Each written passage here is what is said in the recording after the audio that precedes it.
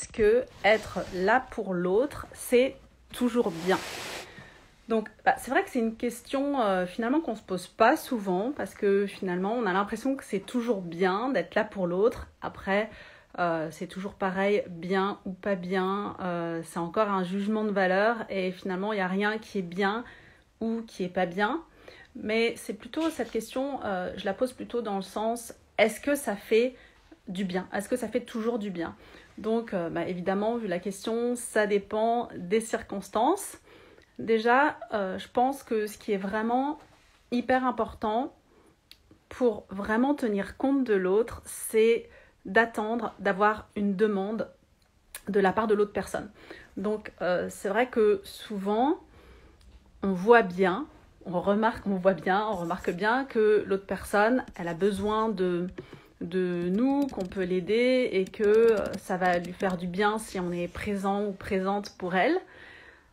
Et pourtant, parfois, c'est pas le cas, même si c'est nous, notre impression qu'on a. Parfois, c'est vraiment une projection. En fait, je dis parfois, c'est toujours une projection puisque c'est toujours en fonction de ce que nous, on pense être vrai, tant qu'on n'a pas l'avis de la personne. On se dit que ça va, que ce qu'on peut faire va l'aider, qu'on peut lui faire du bien, qu'on peut être là et que ça va forcément être positif. Pourtant, c'est vraiment notre projection en fonction de ce que nous on pense et de ce que nous on vit, de nos émotions, de notre façon de fonctionner. Par exemple, des fois, quand il y a quelqu'un qui est triste, on vient pour l'entourer, pour lui témoigner notre amour, notre affection. Et c'est pas forcément la réaction qui est appropriée. Je sais que, pour parler de moi par exemple, quand je suis vraiment triste ou quand je suis vraiment énervée ou il y a quelque chose qui me convient vraiment pas, j'ai d'abord besoin d'avoir un temps intérieur où je suis juste avec moi, où je suis pas avec les autres, où je suis pas en train de parler et d'exprimer à voix haute ce que je ressens parce que je suis déjà en train de me concentrer sur ce que je suis en train de vivre en fait. Et s'il y a quelqu'un qui arrive à ce moment-là, la personne elle va peut-être, hello à ceux qui sont là et qui arrivent, la personne elle va peut-être croire qu'en fait ça va me faire du bien, qu'elle soit présente pour moi et qu'elle vienne me consoler, alors qu'en fait ça va pas me faire du bien. En tout cas, c'est pas ce dont j'ai besoin à ce moment-là, et peut-être même que je peux être désagréable parce que je peux être donner l'impression de repousser l'autre. En fait, c'est pas que je veux repousser, c'est que j'ai besoin de ce temps-là et que je respecte mon besoin.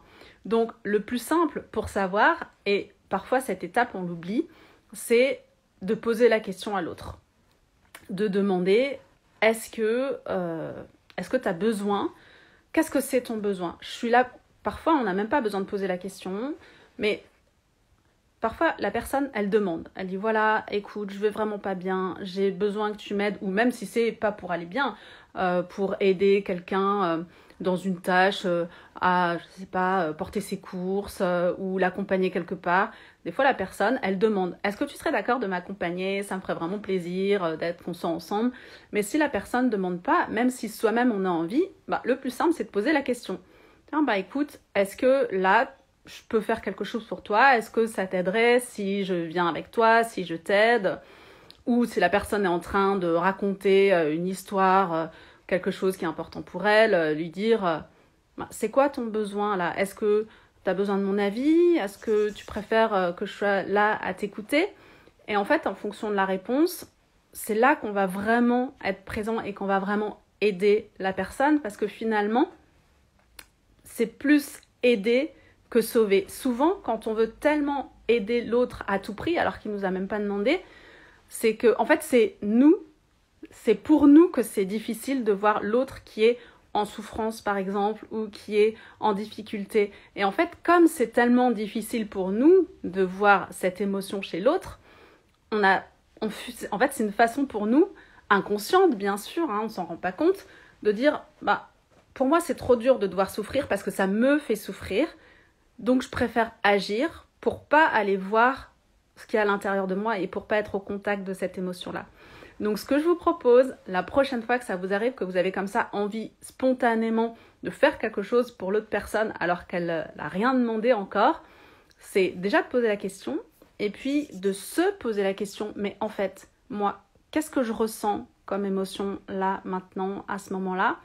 et puis de se laisser traverser par ce qui est là, de vivre vraiment l'émotion qui est là, et puis de voir ce que ça vient chercher en nous. Et après, on peut éventuellement en parler à l'autre personne, ou pas nécessairement, ça c'est vraiment, vous verrez en fonction de la situation, ce qui vous convient le mieux.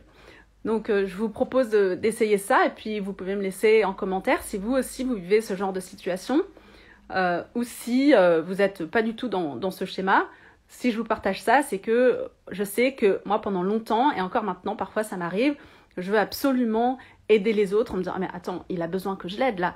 Mais en fait, est-ce que c'est son besoin ou est-ce que c'est mon besoin pour une autre raison qui ne concerne pas vraiment la personne? Par exemple, besoin de me sentir utile, besoin d'être apprécié, ou après chacun, mais peut mettre derrière le besoin qu'il a. Et bien souvent, comme je le dis encore, pour pas dire la plupart du temps, c'est des besoins qui sont vraiment inconscients. Voilà, je vous fais de gros bisous, je vous dis à la semaine prochaine et je vous embrasse.